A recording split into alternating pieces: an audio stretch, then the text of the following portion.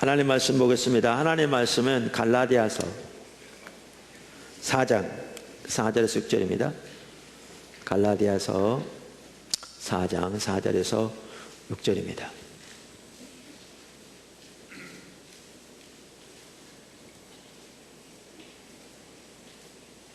때가 참에 하나님이 그 아들을 보내사 여자에게서 나게 하시고 율법 아래 나게 하신 것은 율법 아래에 있는 자들을 속량하시고 그 아들의 명분을 얻게 하려 하심이라. 너희가 아들이므로 하나님이 그 아들의 영을 우리 마음 가운데 보내사 아빠 아버지라 부르게 하셨느니라. 우리가 주일 낮 시간에 하나님이 어떻게 우리를 하나님의 자녀 삼으셨는가 라는 부분들을 살펴보면서 우리의 구원을 살펴보는 중에 하나님의 자녀로서 우리에게 주신 하나님의 그 유업에 대해서 지금 여러 주 살펴보고 있습니다.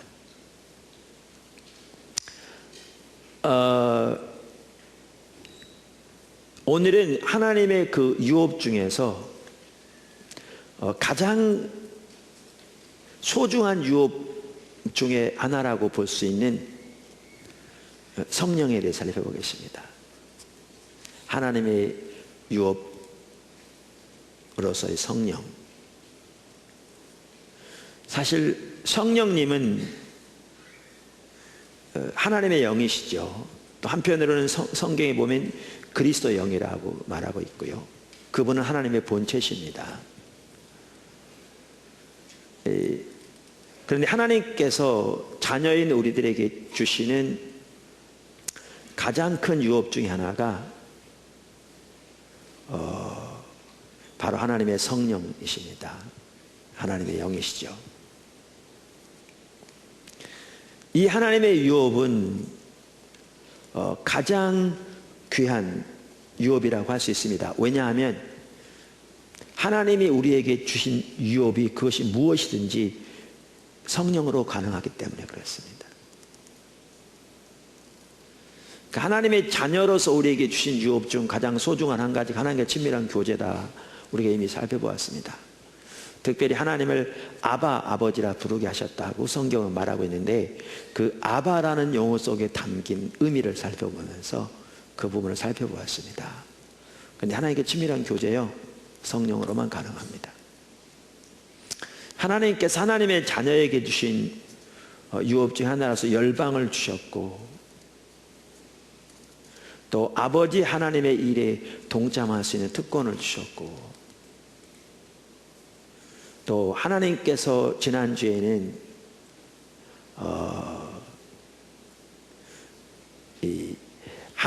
하나님께서 아버지로서 자녀인 우리를 어떻게 다루시는가, 빚어가시는가, 그걸 다른 말로 하면 징계하시는가를 살펴보았는데 이 모든 것이 다 성령으로 가능합니다. 그리고 성령을 통해서 하시는 겁니다. 지난주만 하더라도 어떤 분이 지난주 2부 예배를 마치고 우리 같이 기도하면서 그러니까 찬양하면서 하나님께서 이렇게 주신 감동을 따라서 기도한 내용을 이렇게 그것을 유튜브에 올렸더라고요. 그래서 성도들에게 볼 수 있도록 나누기도 하고 근데 지난주에 살펴본 부분만 하더라도 정말 하나님께서 아버지로서 우리를 어떻게 빚어가시는가 그 부분을 우리가 선명하게 본다면 우리 환경 속에서 일어난 일들을 완전히 다른 각도에서 보게 될 것이거든요. 근데 우리는 그게 보이지 않으니까 우리는 그야말로 우리 환경에만 일희일비하면서 우리 하나님 원망하고 불평하고 그러면서 하나님의 행하심에 우리 삶을 조정하여 이렇게 동참하지 못하는, 그러니까 협력하지 못하는, 그래야 우리가 빚어지고 우리 삶 속에 하나님 뜻이 이루어질 텐데 그런 부분이 너무나 자명한 거죠.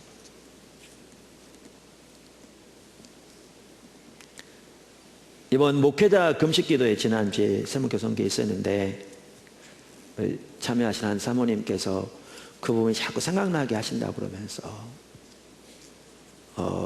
그 부분 같이 나눴거든요.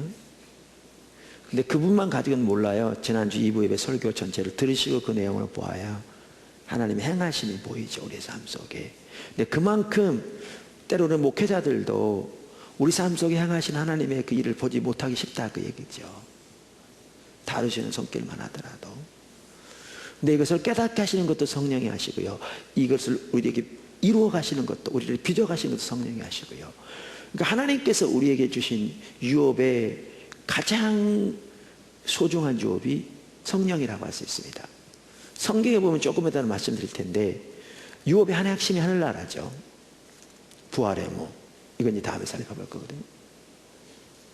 그런데 그 부활의 몸, 그 하늘나라도 결국 성령을 통해서 이루시고요,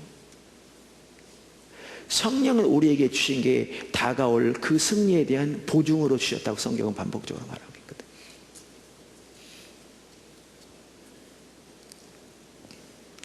그래서 가장 큰 유업이 성령이라고 할 수 있습니다. 유업 중에 하나가 하나님의 영이죠. 사실 제가 오늘 설교를 위해서 다른 어느 설교보다 최근에 제가 설교하는 다른 어느 설교보다 더 많은 시간을 투자했거든요. 오늘 설교를 위해서. 제가 어제 거의 하루 종일 집에서 설교 준비했어요. 어제 저녁에 우리 회외선교위원회 MT가 있었는데 오라고 그랬는데 가려고 했는데 거기도 못 갔습니다. 설교 준비하느라고. 근데 시간은 어느 설교보다 더 많이 투자했는데 근데 잘 안 보여요. 이런 것 같아요. 너무나 좋은 다이아몬드 원석을 어떻게 빚어할지가 잘 안 보이는. 그래서 짧은 시간 내에 그것을 어떻게 빚는다는 게 쉽지 않은. 그만큼 성령은 하나님 우리에게 주신 가장 귀한 유업 중에 하나죠. 근데 저는 이걸 크게 두 가지로 살펴보려고 해요. 하나는 우리가 예수를 믿을 때 우리에게 주신 성령, 양자의 영을 살펴보고, 또 하나는 후속적으로 역사하신 성령의 역사. 이 두 가지 면에서 이 두 개가 다 정확하게 하나님이 아들인 우리들에게 주신 유업인 걸 성경은 말하고 있거든요. 이렇게 나눠서 살펴보려고는 하고 있습니다. 전체적으로. 사실 두 가지를 오늘 다 살펴보려고 했는데 제가 그 부분만 하다 설교를 준비하다 보니까 한 시간은 다 도저히 못할 것 같아서 2부 예배도 있고 하니까, 그래서 오늘은 그 처음 부분을 살펴보고 다음 주에 후속적으로 역사하신 성령 역사를 살펴보려고 합니다. 그러니까 그 전반적인 윤곽은 보이는데 더 나아가서 어떻게 그 소중한 유업을 설명할 수 있을까, 이 부분은 훨씬 덜 보이지는 같아서 여러분들이 훨씬 세게 기도하시면 하나님이 더 하시지 않을까 싶기도 합니다.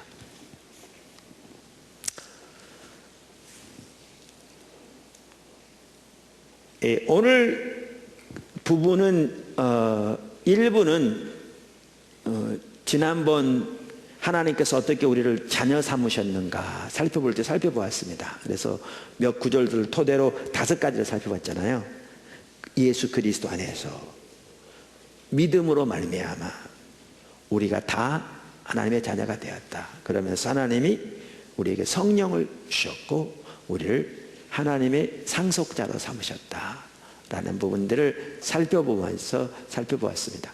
근데 그때 똑같은 설교를 제가 2부 예배 때 하기로 돼 있었는데 2부 예배 때는 그 당시 영적인 상황을 살펴보다가 전혀 그 설교를 못했습니다. 사실은.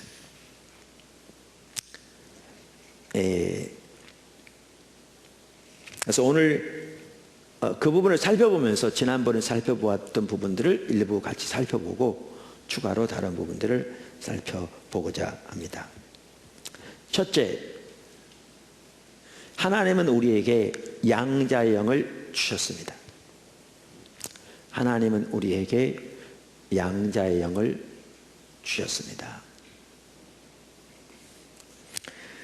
아까 읽은 본문 말씀 갈라디아 4장 6절에 보면 너희가 아들임으로 하나님이 그 아들의 영을 우리 마음 가운데 보내사 아빠, 아버지라 부르게 하셨느니라 라고 말하고 있습니다. 여기 그 아들의 영, 그 아들은 예수 그리스도죠. 그러니까 예수 그리스도의 영인데 이 예수 그리스도의 영은 다른 말로 하면 성령님입니다. 여러 차례 말씀드린 대로 성경에서는 성령님을 다양하게 표현하고 있습니다. 하나님의 영이라고 부르기도 하고 예수의 영이라고 부르기도 하고 성령이라고 부르기도 합니다. 다 똑같은 분을 말합니다. 삼위일체 하나님의 모습을 볼 수 있죠. 그러면서 여기에 보시면 그 성령님을 양자의 영이라고 표현하면서 하나님이 우리를 자녀 삼으셨기 때문에 우리에게 그 성령을 주셔서 하나님을 아바 아버지라 부르게 하셨다라고 말하고 있습니다. 로마서 8장 14절에서 16절도 사실 같은 내용을 말하고 있습니다. 무릇 하나님의 영으로 인도함을 받는 사람은 곧 하나님의 아들이라. 너희는 다시 무서워하는 종의 영을 받지 아니하고 양자의 영을 받았으므로 우리가 아빠, 사실 아바라 번역하는 게 훨씬 낫다고 그랬잖아요. 아바 아버지라 부르짖느니라. 성령이 친히 우리의 영과 더불어 우리가 하나님의 자녀인 것을 증거하시나니 이렇게 말하고 있습니다. 우리가 구원받는다는 것은 어려서부터 교회 다닌다고 구원받는 게 아니고 또 부모님 밑에서 어려서부터 교회 다녀라 그래서 교회 다니다 보니까 막연히 하나님이 살아계신 것을 인정하고 또 이렇게 신앙생활 하는 것이 그래도 인생에 도움이 되고 마땅히 우리가 해야 할 바라라고 그렇게 신앙생활 하는 것이 구원받는 게 아니라고 했습니다. 그것은 문화적인 생활은 될지 몰라도 기독교인의 삶은 아니죠. 우리가 구원받으려면 성령님이 우리의 마음문을 열으셔서 우리를 위해 십자가에 돌아가신 하나님의 아들을 보게 하시고 깨닫게 하시고 눈으로 보는 게 아니라 깨닫게 하시고 그래서 천지를 창조하신 하나님의 피조물인 내가 자신이 하나님의 피조물임에도 불구하고 어떻게 하나님을 떠난 내 임의로 내 마음대로 살아 하나님 앞에 철저하게 죄인인데 하나님의 아들인 예수 그리스도가 이 땅에서 나를 위해 십자가에 돌아가심으로 내 죄를 지고 돌아가신 것을 깨닫고 그 예수님을 내 마음속에 구주와 주님으로 모셔드리고 영접하는 그리고 그분을 믿는 그 믿음이 있어야 구원받는다 그렇게 말씀드렸습니다. 근데 이 믿음이 있기 위해서는 성령님께서 우리의 마음을 열어주셔서 십자가에 돌아가신 예수 그리스도를 발견하게 보게 깨닫게 해주셔야 한다. 살펴보았고요. 이 구원받는 믿음이 없으면 아무리 오랫동안 교회 다녀도 구원받는 게 아닙니다. 그것은 문화생활이고 종교생활이지 구원받은 하나님의 백성은 아닙니다. 그러니까 사실은요 부흥 때마다 이런 일이 더 많이 일어나는데 왜냐하면 부흥은 성령이 강력하게 마시잖아요. 그게 부흥이거든요. 성령이 강력하게 마시다 보니까 성령의 역사로 우리의 모습이 보여지는 거예요. 처지가 보여지는 거예요. 그러니까 하나님과의 신선한 만남이라는 그 부흥의 역사를 다룬 책에 보면 그 예가 그런 게 있잖아요. 어떤 선교사님 같은 경우에 평생 동안 선교해 왔는데 부흥 때 하나님 성령이 강력하게 임하시니까 자기가 그동안 기독교 가정에서 자라서 배운 대로 그렇게 소위 말하면 신앙생활을 해왔고, 그래서 자기가 신학교를 가서 선교사가 돼서 지금까지 선교 왔는데, 근본적으로 자기는 그렇게 예수님을 발견하고 자기 죄 용서와 구원을 위해 그 예수님을 믿는 믿음이 없었던 것이 보여지고, 그것이 그 순간에 깨달아지면서 그때야 비로소 그가 진정으로 예수를 믿음으로 구원받는 그런 역사로 나타난다고, 그런 예도 있잖아요. 그러면서 그렇게 자기가 여태까지는 이렇게 주님도 개인적으로 알지 못한 채 배운 지식 가지고, 배운 그 교회 생활을 했던 여러 가지 이런 그 전통이나 이런 문화를 얼마나 전할 수 있거든요. 얼마나 성경적인 지식을 나눌 수 있거든요. 주님을 알지 못하면서도 그렇게 해온 자신을 발견하고, 앞으로 이제는 늦게라도 그렇게 구원받는 믿음을 갖게 되고, 거기에 보면 그래서 앞으로는 자기가 전혀 사례비를 받지 않고 섬기겠다 그렇게 결단했다, 그런 예도 나오잖아요. 제가 미국에서 공부하면서 우리 침례교 같은 경우 이 부분을 명확하게 하거든요. 특별히 미국의 남침례교단 같은 경우에. 그러면서 신학교에서 그런 얘기들이 종종 있거든요. 어떨 때는 목사가 자기가 구원받지 못한 것을 깨닫고 성령께서 그때야 비로소 비춰주셔 깨닫게 해주셔서 하나님 앞에서 자기의 신앙을 고백함으로 구원받는 역사가 있다. 그런 일들이 종종 일어나는 그런 얘기들이 나오거든요. 왜 이게 이렇게 되느냐면요, 성경에서 말하는 구원이 우리에게 있으려면 성령께서 우리의 마음을 열어서 하나님의 아들을 보게 해주셔야 되거든요. 육신의 눈으로가 아니라 마음의 눈으로. 이거는 성령님만이 하실 수 있거든요. 성령님만이. 그리고 그렇게 되어질 때 내가 어떻게 하나님 앞에서 죄인인 것을 인식하게 되고 깨닫게 되고, 나를 구원하실 분은 하나님밖에 없으며 그 유일한 길이 예수님의 십자가인 것을 깨닫게 되고, 그 십자가에 못 박히신 예수 그리스도 그분을 믿고 신뢰함으로, 그분을 내 삶 속에 구주와 주님으로 모셔드리고 내 삶을 그분께 드림으로, 그분과의 만남이 이루어짐으로 구원받게 되는 거거든요. 그러한 일이 일어나거든요. 그래서 믿는다는 말도 신약 성경에 보면 피스티오라는 단어거든요. 헬라어로. 근데 하나님을 믿다 이렇게 말할 때 피스티오 에이스 이렇게 써요. 그러니까 이 헬라어로 에이스라는 말은 우리도 말하면 인투라고 말해요. 그러니까 밖에서 속으로. 그러니까 하나님 예수님을 믿는다는 말을 어떻게 표현하냐면 believe into Jesus, 영어로 말한다면 내가 예수님에게 믿다, 이런 식이죠. 다시 말하면 믿는다는 게 그 표현에서 보아서 알 수 있듯이, 믿는다는 것이 단순히 예수님에 관한 몇 가지 성경적인 지식과 진리를 이론적으로 믿는 걸 전혀 말하는 게 아니라는 거죠. 이렇게 십자가에 못 박힌 하나님의 아들 예수 그리스도를 발견하고 그분께 내 삶을 드리는 것이 믿음 속에 포함되어 있다는 거죠. 그 용어만 보더라도. 근데 이렇게 구원을 받았으면, 이게 진정한 구원인데, 이렇게 구원을 받았으면 그러한 자에게는 하나님이 보증으로 혹은 양자의 영을, 성령을 그 속에 주셨다는 겁니다. 이렇게 진정으로 구원을 받았으면 그 속에 성령이 오셨다는 거죠. 오셨다는 거죠.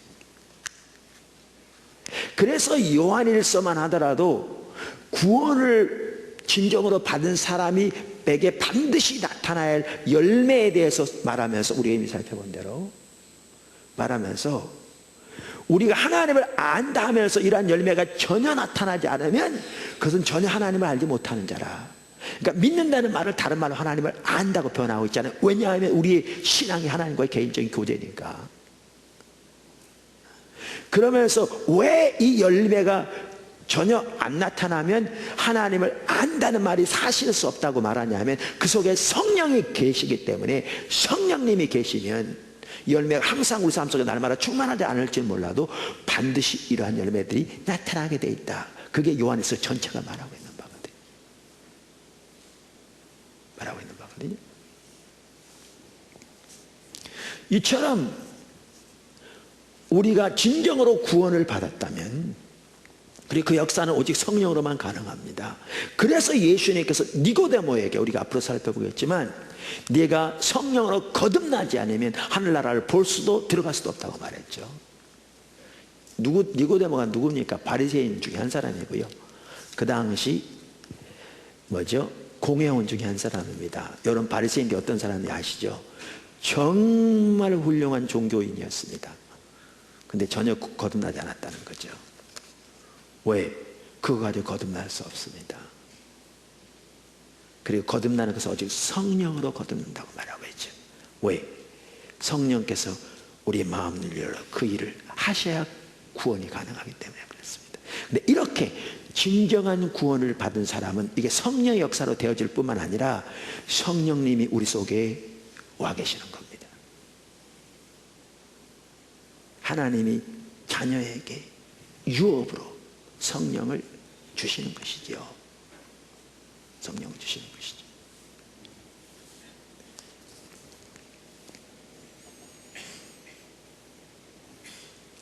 자, 작은 첫 번째, 오늘 이 부분만 좀 살펴보려고 그런다는데, 하나님은 우리에게 양자형을 주셨다. 작은 첫 번째, 모든 믿는 자에게 하나님이 양자의 영, 곧 성령을 주셨습니다. 모든 믿는 자에게 하나님께서 양자의 영, 곧 성령을 주셨습니다. 그러니까 저와 여러분이 그렇게 진정으로 성경이 말하는 의미에서 거듭났다면, 우리가 확실히 알 수 있는 한 가지는 하나님의 영, 성령이 우리 안에 이미 와 계신다는 겁니다. 사실 성령님이 우리 안에 계시지 않고 우리가 하나님의 자녀가 되는 것이 불가능합니다. 불가능합니다. 다시 말해서 성령이 우리의 마음을 열어 하나님을 알게 하실 뿐만 아니라 그분이 우리 속에 오셔서 내주하지 않고 우리가 하나님의 자녀가 되는 것이 불가능합니다. 그러니까 우리가 하나님의 자녀가 되었다면 하나님이 믿는 모든 사람에게 예외 없이 하나님의 자녀에게 주신 유업 중에 가장 핵심인 하나님의 영, 양자의 영, 그리스도의 영, 성령을 그 속에 주신다는 것이지요. 이를 가장 잘 말해주는 구절 중에 하나가 로마서 8장입니다. 한번 여러분 성경을 찾아보십시오. 로마서 8장 9절부터 읽겠습니다. 로마서 8장 9절.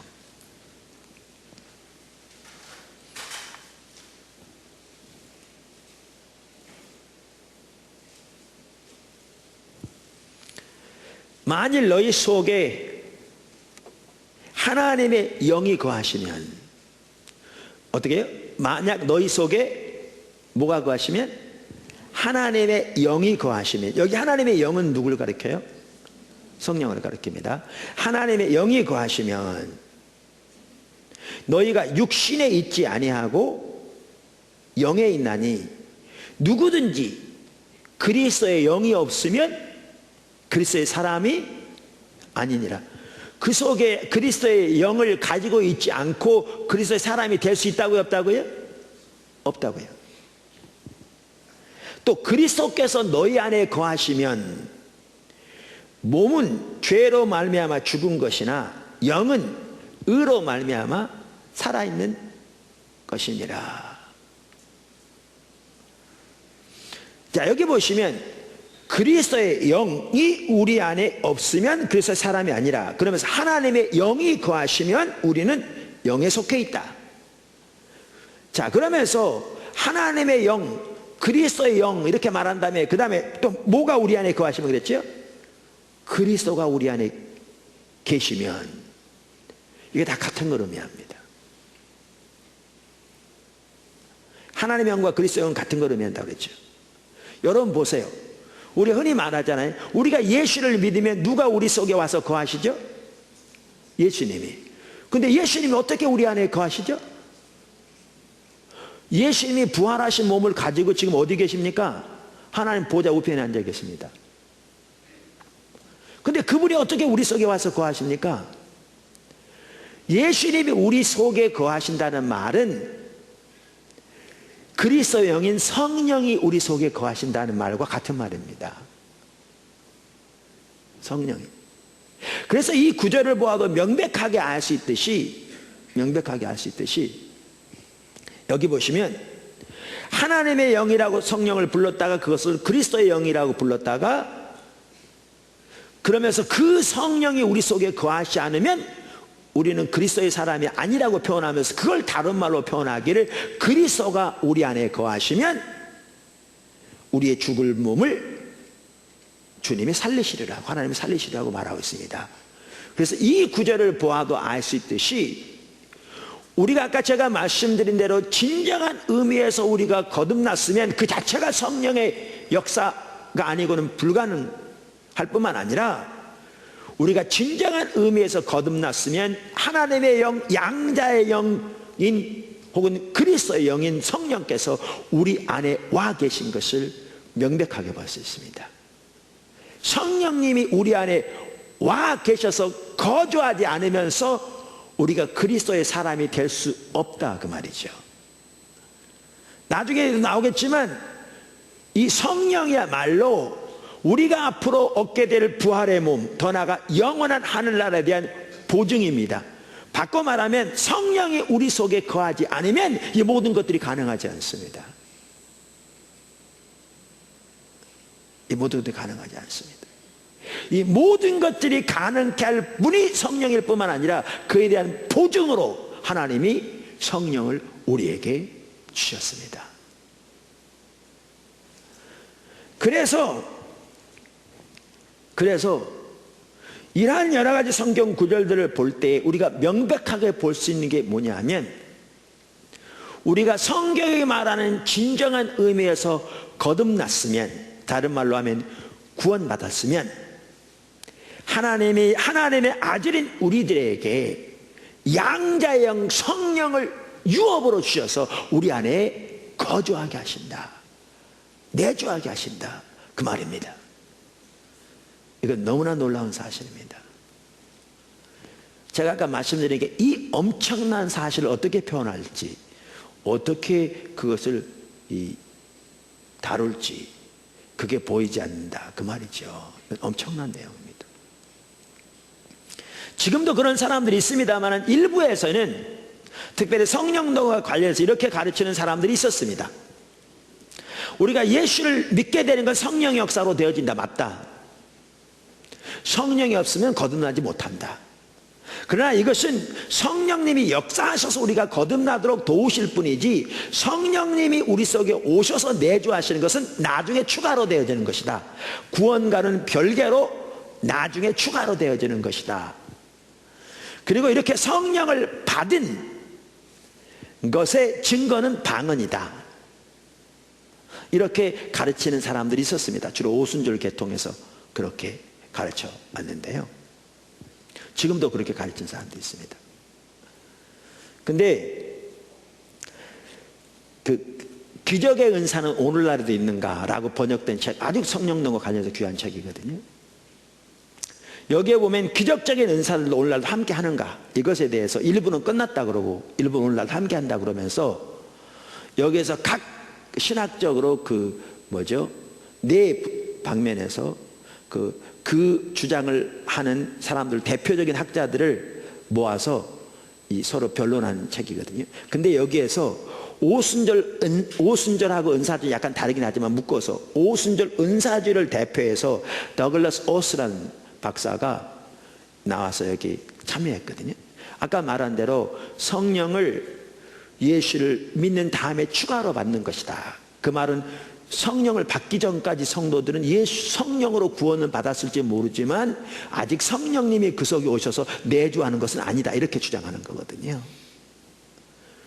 근데 이것이 주로 어디에서 많이 되어졌냐면 오순절 일부 계통에서, 그리고 은사주의에서 그렇게 가르쳐져 왔다고요. 그러면서 그것을 대표해서 여기에 논쟁에 참여한 더글라스 오스 박사는 그 책에서 뭐라고 그러냐면요, 그분이 이렇게 주장합니다. 클래시컬 펜테코스탈리즘, 전통적인 오순절주의에서는 한 번도 그렇게 주장한 적이 없다, 이렇게 말하면서 그는 뭐라고 그러냐면 로마서 8장 4절, 8장 9절에서 17절, 갈라디아 3장 1절에서 5절, 4장 6절, 에베소 1장 13절 14절 등의 기초에서 볼 때 우리가 예수를 믿을 때 성령님이 우리 속에 와서 내주하시는 것은 분명한 성경적인 사실이다, 이렇게 얘기합니다. 그분도 오순절 은사제를 대표해서 그 패널에 참석한 그분도 그렇게 얘기할 정도입니다. 그래서 우리가 진정한 의미에서 거듭나 하나님의 백성이 되었다면 우리 속에는 하나님의 영 성령이 와서 내주하고 계십니다. 이것이 하나님께서 하나님의 자녀들인 우리들에게 주신 가장 소중한 유업입니다. 가장 소중한 유업입니다. 사실 성령에 대해 살펴보려면 시리즈로 살펴봐야 되죠. 어쩌면 1년쯤 걸릴 수도 있어요. 여기서는 그 유업으로 주신 성령의 역사를 간단하게 2주간에 걸쳐 살펴보려고 하는 것입니다. 그래서 오늘 본문을 보아도 아시듯이 우리가 이미 살펴본 대로 이 양자의 영이 우리 속에 와 계시기 때문에 이 성령으로 말미암아 우리가 하나님을 아바 아버지라 부르게 될 뿐만 아니라 성경은 말하기를 하나님의 성령이 우리 영으로 더불어 우리가 하나님의 자녀인 것을 증거한다, 이렇게 말하고 있습니다. 그래서 지난번에도 말씀드린 것처럼 여러분 구원받은 거 아십니까? 하나님의 자녀인 거 아십니까? 어떻게 아세요? 설명할 수 없으면 알아요. 분명히 알아, 마음속에서. 왜 아느냐? 당연히 하나님의 말씀인 성경에 기초해서 성령이 우리 영으로 더불어 우리가 하나님의 자녀인 것을 증거하시기 때문에 우리가 알게 되는 것이지요. 우리가 알게 되는 것이죠. 이처럼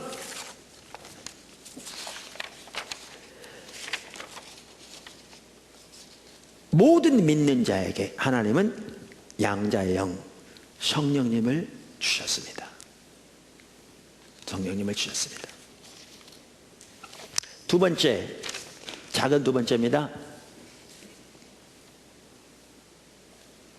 앞으로 받을 유업에 대한 보증으로 성령님을 주셨습니다. 이 부분은 우리의 몸의 부활과 영원한 하늘나라의 유업을 살펴볼 때 좀 더 자세히 살펴보겠습니다만은 여기는 잠깐 언급하고 넘어가려고 합니다. 에베소 1장 13절은 이렇게 말합니다. 한번 성경을 찾아보시죠. 에베소서 3장 13절.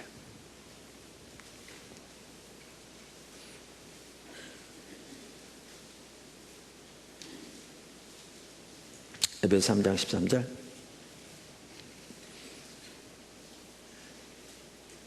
그 안에서 너희도 진리의 말씀 곧 너희의 구원의 복음을 듣고 그 안에서 또한 믿어 약속의 성령으로 인치심을 받았으니, 여기 똑같은 내용을 말하죠. 이는 우리 기업의 보증이 되사 그 얻으신 것을 속량하시고 그의 영광을 찬송하게 하려 하심이라. 여기에 보면 하나님 앞으로 하나님께서 우리의 육신의 부활을 포함해서 우리에게 주실 유업에 대한 보증으로 뭘 주셨다고 말하느냐? 성령을 주셨다고 말합니다. 근데 이 보증, 영어 성경은 디파짓이라고 되어 있어요. 디파짓. 디파짓이란 말은 은행에 저금한 걸 디파짓이라고 그러거든. 근데 여기에 우리말에 보증이라고 되어 있는 것은요, 영어로 디파짓인데 제가 어느 성경 주석에 보니까 이렇게 헬라 이를 설명해 놨더라고요. 주석학자가. 보증의 헬라어 아르라본은 에라본 보증에서 차용한 것으로 당시의 상업 용어이다. 그러면서 이것은 어떤 계약을 할 때의 계약금을 가리킨다. 여기에 계약금. 그래서 영어에는 디파짓이라고 번역한 겁니다. 바울은 본절에서 성령의 인침, 이 성령의 인침이 다른 말로 하면 성령님이 우리 속에 오셔서 거하시는 것을 말합니다. 성령의 인침을 그리스도인의 기업의 보증, 계약금에 비유하고 있다. 이는 약속의 성령이 성도의 마음속에서 보증을 해주심으로 구속의 그날까지 확신을 가지고 살아가도록 해주심을 시사한다. 칼빈이 이렇게 말했고요. 한편 기업은 성령이 그리스도의 현재 삶 속에서 보증해 주시는 것으로 미래의 영적인 부활체를 가리킨다. 보증이란 말이 무슨 말인가? 여기 우리가 이해하면 뒤에 산 계약을 하잖아요. 계약을 하면 계약을 하고 계약금을 주죠. 이거를 여기에 보증이라는 겁니다. 그런 계약금을 일부 주고 이제 나머지 잔금을 다 치르면 그게 이제 우리가 소유가 되죠. 무슨 얘기냐면요. 하나님께서, 그래서 어떤 학자들은요, 이 부분을 미국에서 미국 어떤 목사님들이 이렇게 설명합니다. 우리나라 그렇지만 요즘 모기지로 우리 많이 나오잖아요. 미국 같은 데서는 제가 있을 당시에는 집을 살려면 10% 돈이 있으면 이제 그것만 가지고 은행에 하면 이것을 디파짓이라고 합니다. 이것을 영어 성경은 디파짓이라고 그래요. 요거를 주면 이 집을 사죠. 나머지는 은행에서 융자를 받아가지고 90%는. 그래서 30년 뭐 이렇게 갚습니다. 우리나라도 요즘 모길론이 많이 있잖아요. 그러면 30년 후에 갚으면 이건 자기 사는 집인데 자기 소유는 아직 확실히 아닌데 30년 다 갚으면 자기가 되잖아요. 그런 것처럼 하나님이 우리의 부활을 포함해서 영원한 하늘나라의 보증으로, 계약금으로, 디파짓으로 성령을 주셨고요. 이제 예수님이 부활하실 때 그 모든 하늘나라를 우리에게 온전히 주시는 겁니다. 그때까지 이것이 우리 안에 계신 성령이 맛배기일 뿐만 아니라, 그래서 우리말에는 보증으로 표현하는 게 앞으로 주실 것에 대한 보증이기도 하기 때문에 이 단어를 우리말 성경에는 보증이라고 번역하는 겁니다. 그러니까 하나님이 하나님의 자녀에게 성령을 주시되 앞으로 우리 육신의 부활을 포함해서 영원한 하늘나라에 대한 보증으로 주신 겁니다. 이 보증이 우리 속에 있지 아니하면 우리에게 부활의 몸은, 부활의 소망은 없습니다. 부활의 소망은 없습니다. 제가 부활주일날 설명할 때 그 예를 많이 들잖아요. 계란. 우리가 부활주일날 계란 많이 먹죠. 왜 그런 줄 아세요? 계란이 그걸 잘 비유해 주기 때문에.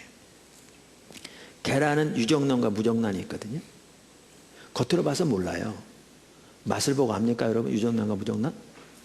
모릅니다. 근데 무정란은 그 속에 씨앗이 없는 거고요. 유정란은 그 속에 씨앗이 있는 겁니다. 암탉이 계란을 품으면 겉은 똑같은데요. 암탉에 품으면 결과는 완전히 다릅니다. 무정란은 썩습니다. 여러분 계란 썩은 거 보셨어요? 정말 냄새 지독합니다. 왜냐하면 제가 시골에서 초등학교 다니면서, 저는 초등학교가 시골 다녔는데 그 시골 교회에 사택에 닭을 키우는 닭들이 교회 이렇게 마루로 된 교회 그 속에 들어가서 알 낳고 그 속에 계란이 있어요. 우리 애들이 개구쟁이들이죠. 그 속에 끼어 들어가가지고 그 속에는 계란을 끓여요 그랬거든요. 근데 계란 썩은 거 한번 깨뜨리면요 교회 전체의 냄새가 완전 지독합니다. 여기다 만약에 계란 깨진 거 썩은 거 하나만 깨뜨려 놓으면 이 전체가 여러분 앉기 힘들 겁니다. 그만큼 냄새가 지독합니다. 썩습니다.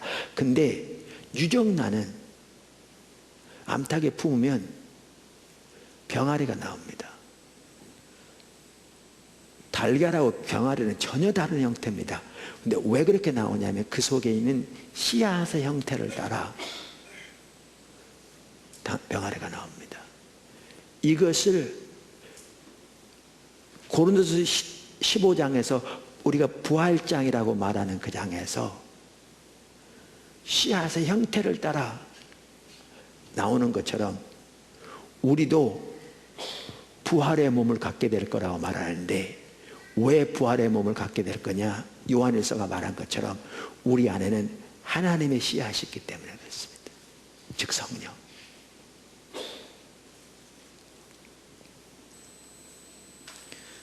우리 속에 하나님의 씨앗, 요한에서는 그것을 하나님의 씨앗이라고 표현합니다. 성령을. 양자의 영, 에베소서 말하는 보증, 이 성령이 계신 분과 안 계신 분의 차이는 모릅니다. 여러분 목욕탕 가서 벌겨벗고 사람 다 있는데 여러분 보시면 저 속에 씨앗이 있구나 저 속에 없구나 아십니까? 모릅니다. 직장 가서도 모릅니다.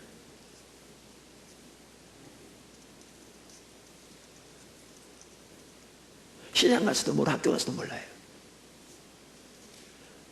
근데 주님이 오실 날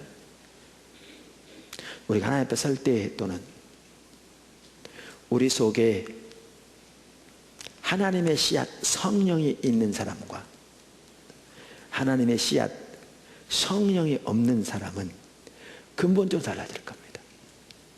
그 운명이 영원히 달라질 겁니다. 완전히 달라질 겁니다.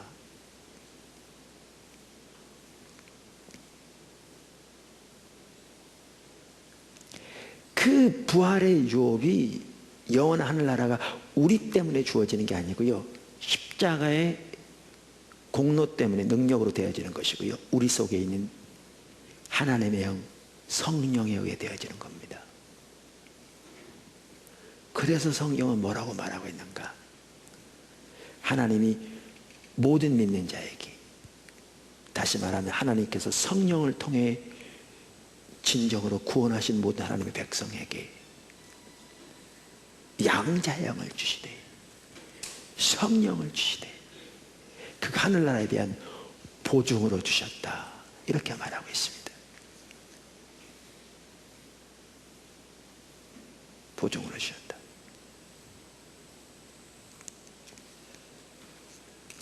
여러분 우리가 어떻게 부활하냐? 과학적으로 그거 안 맞는데. 과학적으로 안 맞는 얘기 많습니다.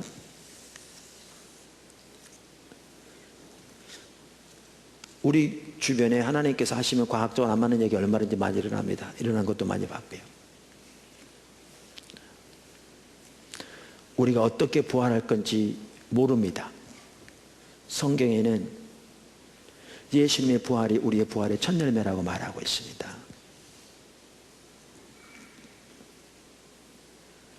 하늘나라 어떻게 될 건지 성경은 말하고 있지만 정확한 것은 모릅니다. 근데 한 가지 확실한 게 있습니다. 그 모든 것의 보증인 하나님의 영이 지금 우리 속에 와 계십니다. 이 성령이 그 모든 것의 보증입니다.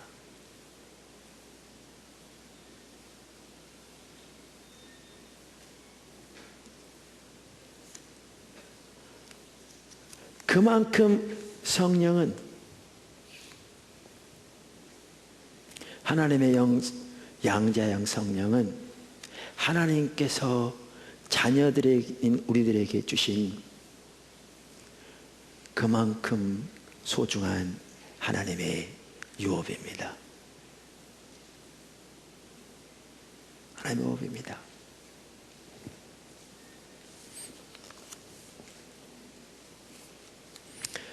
세 번째, 하나님의 임재. 하나님이, 그러니까 하나님의 성령을 우리에게 유업으로 주셨다는 말은요, 거기에 뭐가 포함되느냐면 하나님의 백성들에게 주신 유업 중에 하나가 하나님의 임재라는 것이 포함되어 있습니다. 왜냐하면 성령이 우리와 함께 하심으로 그것이 곧 하나님이 우리와 함께 하시는 것이고, 그게 하나님의 임재이기 때문에 그렇습니다. 이것 또한 너무나 소중한 하나님의 유업입니다. 자녀들인 우리에게 주신 그 하나님의 임재가 얼마나 소중한 하나님의 유업인가. 또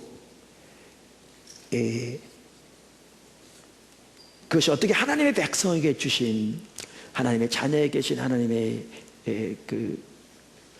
귀한 임재인가, 귀한 유업인가 라는 걸 잘 볼 수 있는 구절 중에 하나가 뭐냐면 출애굽기 33장입니다. 그것은 구약 성경인데요, 여러분 구약 시대는 그림자입니다. 앞으로 다가오는 것을 예언하고 있고요, 신약은 성취입니다.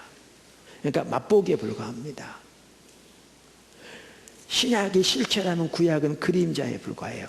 근데 그림자인데도 하나님의 임재가 얼마나 소중하고 얼마나 귀한 것인가, 그리고 그것이 하나님의 백성에게 주신 하나님의 유업인가 라는 것을 그곳에서 볼 수 있습니다. 근데 하물며 신약 시대는 어떻게 얼마나 더 하겠습니까? 라는 것을 볼 수 있는 것이죠.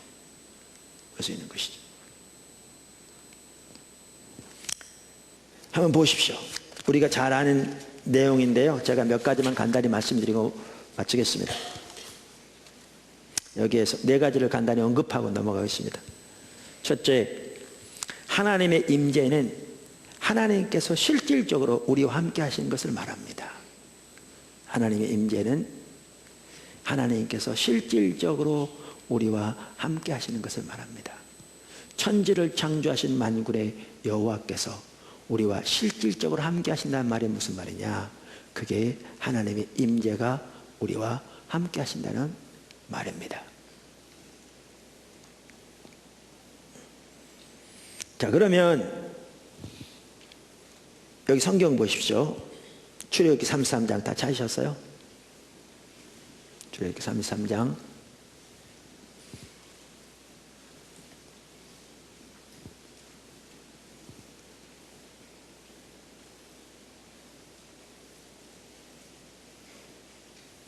3절, 너희를 적과 꿀이는 땅에 이르게 하려니와 나는 너희와 함께 올라가지 아니하리니 너희는 목이 곧은 백성이요 내가 길에서 너희를 진멸할까 염려함이라. 그러니까 이스라엘 백성들이 금송아지 섬겼을 때 하나님께서 분노하셔서 저들을 멸하시려고 하셨지만 모세의 기도를 들으시고 돌이키셨죠. 그러나 하나님께서 모세에게 말씀하시기를 그들을 이끌고 가나안 땅에 올라가라고 하시면서 하나님께서 천사를 보내어 그 땅을 차지하도록 돕겠지만 하나님 안 가겠다 이렇게 말씀하시거든요. 자, 그러자 이 모세가 하나님께 나아가서 기도한 내용이 33장 12절 14절에 나오고요, 하나님 얼굴을 구하죠. 그랬더니 14절에 뭐라고 말씀하시는가? 여호와께서 이르시되 내가 친히 가리라. 내가 너를 쉬게 하리라. 아까는 내가 안 가겠다 그랬거든요. 근데 지금은 뭐라고 그러세요? 내가 친히 가리라.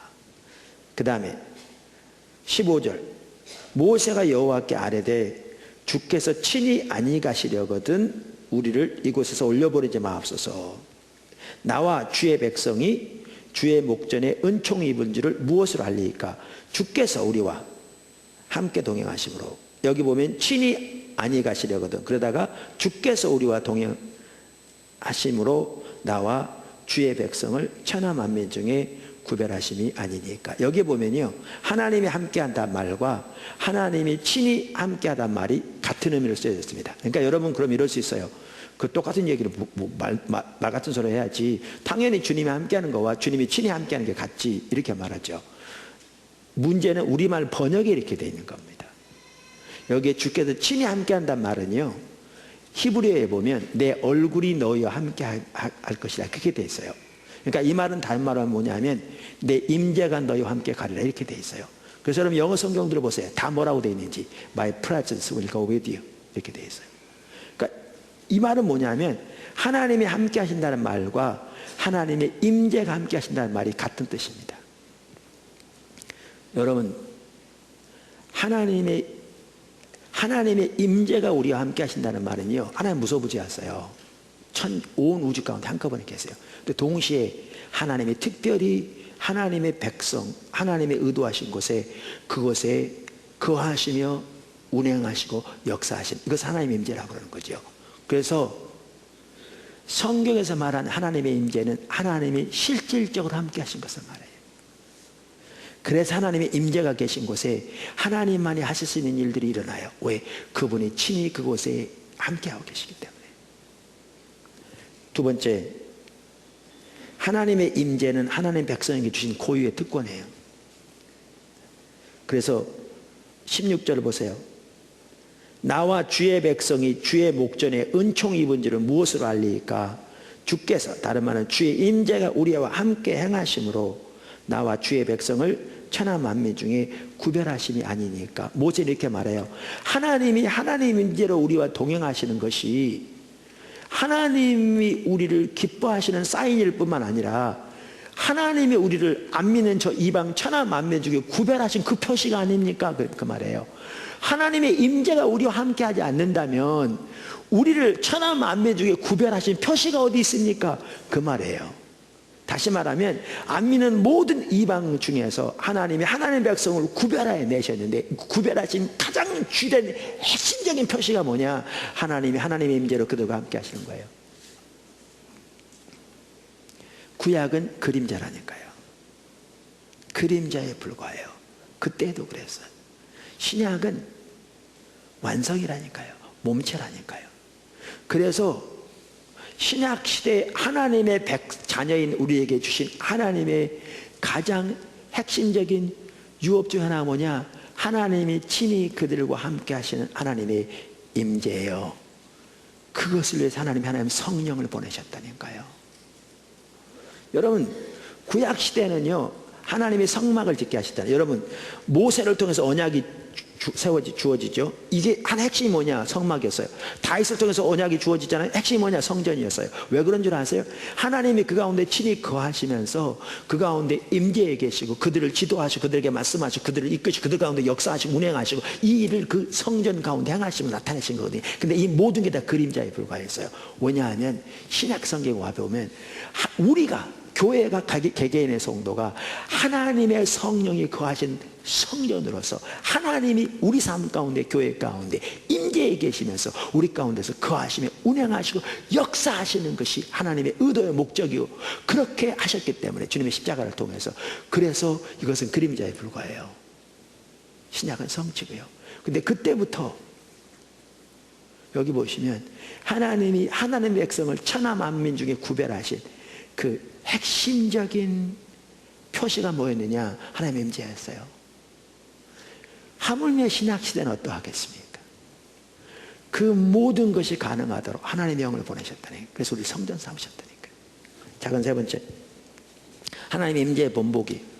근데 그 구약시대인데도요, 그 동일한 출애굽기 33장에 보면 이렇게 말하죠. 7절부터 보실래요?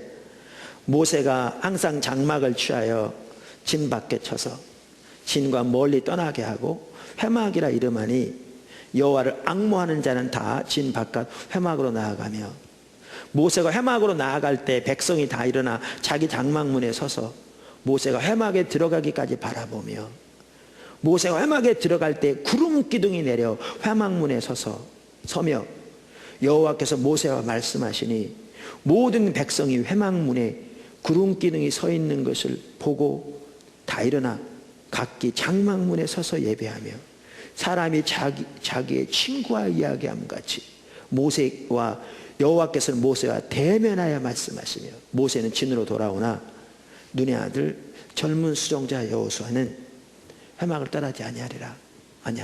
이게요, 하나님의 임재가 함께한 하나의 작은 본보기예요. 구약시대 때 이랬어요. 구약시대에도. 마지막으로 작은 네 번째, 하나님 임재는 하나님 얼굴을 구하는 것을 함께해요. 우리가 살펴본 대로 모든 유업은 신앙의 본질 가운데 거할 때 우리에게 실현된다고 그랬잖아요. 신앙의 본질의 핵심이 하나님과 친밀한 교제인데 인격체신 하나님과 친밀한 교제를 위해 가장 핵심이 하나님 얼굴을 구하는 삶이죠. 이 모세도 아까 출애굽기 33장에서 하나님 안 가시겠다고 했다. 모세가 원래 하나님 얼굴을 구할 때 하나님 함께 하시겠다고 했거든요. 이 회막에서도 여호와를 앙모하는 자 하나님의 얼굴을 구하여 나올 때 하나님이 함께 임재를 함께 하셨잖아요. 하나님께서 포도나무 교회에게 정말 귀한 은혜를 주셨다고 저는 생각해요. 여러분, 우리에게 십자가의 복음의 핵심을 깨닫게 하시고 신앙의 본질을 알게 하셔서 살아계신 인격체이신 하나님과의 친밀한 교제, 그러니까 우리 신앙의 핵심임을 보이시고 제가 말한 신앙의 본질 가운데 거하게 하시고 하나님의 얼굴을 구하며 오직 십자가에 의한 삶을 살도록 인도하시고 가르치신 거요. 정말 귀한 하나님의 은혜죠. 정말. 뿐만 아니라 예배는 하나님의 얼굴을 구하여 나오는 건데 하나님의 얼굴을 구하여 나오게 하시고 하나님의 얼굴을 구하여 하나님 앞에 예배로 나올 때 우리의 예배 가운데 하나님이 임재하시고 운행하시는 거요. 정말 소중한 은혜죠. 그래서 지난번에 인도네시아 팀들도 와서 너무너무 좋아하고 그렇게 더 알기를 원하잖아요. 뿐만 아니라 하나님의 얼굴을 구하는 중보기도, 다윗 장막의 가치를 따르는 기도, 정말 소중한 은혜죠. 그걸 통해서 하나님 알게 하시고 하나님 보게 하시고 깨닫게 하시고 하나님 육신으로 본다는 말이 아니죠. 뿐만 아니라 성령 사역, 우리 가운데 너무나 귀하죠. 그러니까 사람들 줄 세워놓고 쓰러뜨리는 걸 말하는 것도 아니고 무슨 미래를 예언해 준다고 예언하는 것도 아니고 예수님이 그러셨던 것처럼 사도들이 그런 것처럼 초대교회가 그랬던 것처럼 다른 사람을 섬기되 성령의 능력으로 섬기는 것 너무나 소중한 무기요 은혜죠. 한 분이 그러더라고요. 다른 교회 나가는 성도인데 자녀 문제를 가지고 정말 심각한 자녀가 자살하려고 그러니까요. 자살을 시도하고 그래서 기도받으러 왔어요. 근데 데리고 온 분도 다른 교회 성도고요. 같이 온 분도 다른 교회 성도고요. 그분이 나가는 교회 성도를 데려온 거예요. 우리 교회 지체에게.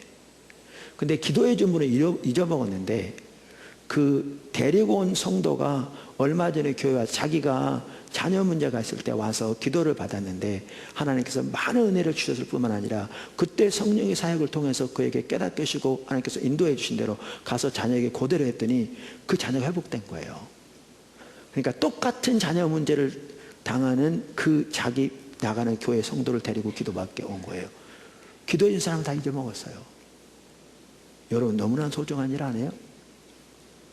자살을 시도하는, 그래서 부모는 어떻게 할 수 없는 그런 아이가 근본적으로 바뀌어서 회복되는 부모와의 관계뿐만 아니라 이 일의 핵심이 성령 사역을 통해 되어진 거거든요. 뿐만 아니라 하나님께서 관계 중심적인 전도를 우리에게 가르치시고 전도뿐만 아니라 관계의 핵심을 가르쳐 가시는 이 하나하나 부분들은요 너무너무 소중한 부분들입니다. 그것만 따져도 오이코스 말할 것도 없고 그 소중한 일들을 하나님께서 우리에게 길을 보이시고 인도해 가시죠. 여러분들이 근데 그 소중한 것을 보지 못하고 그 가운데 있지 못하면 우리는 다 놓치고 있는 거죠. 그 중에 하나가 하나님의 얼굴을 구하는 중보기도죠. 하나님의 임재, 하나님의 얼굴을 구하는 곳에 함께 하십니다. 하나님의 얼굴을 구하여 나올 때 그 예배 가운데 하나님이 함께 하시는 겁니다. 하나님의 임재가 있는 곳에 하나님만이 하시는 일들이 일어납니다. 하나님의 임재는 하나님의 친히 함께하고 계신 것을 보여주는 것을 의미하기 때문에 그렇습니다. 그런데 그 하나님의 임재는 하나님의 자녀에게 주는 고유의 특권입니다. 구약시대부터 그랬습니다.